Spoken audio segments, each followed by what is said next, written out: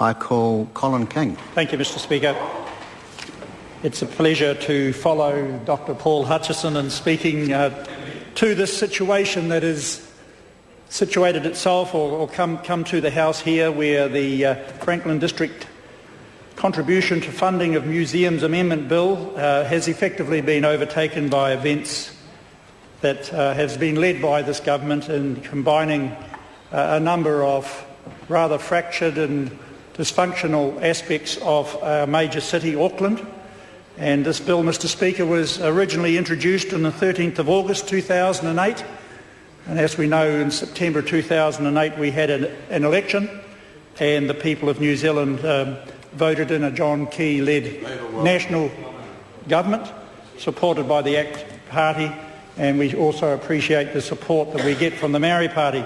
But however, I just want to draw the Speaker's attention to the fractious nature of libraries and museums.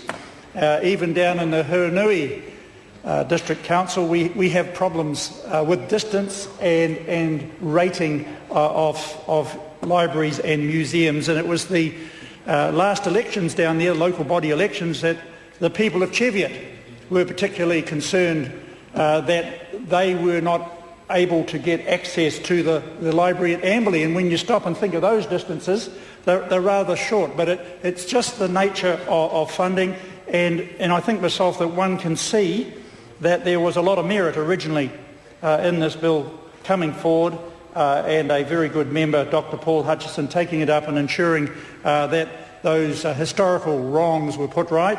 However, with the speed and the agenda of this government working towards having the Greater Auckland City go to the local body elections to choose one mayor, one council and one agenda and one plan is very, very important. And I believe that the structure that will now affect the Auckland War Museum and the other museum there, the Museum of Transport and Technology, will be a better one.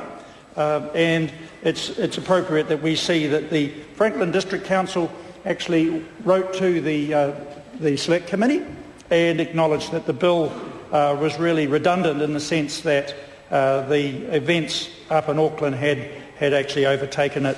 So from my point of view, the recommendation of the Local Government Environment Select Committee is appropriate, that we actually vote that this bill does not pass. So, Mr. Speaker, on that basis, I sit down and say that it should not progress. I call Grant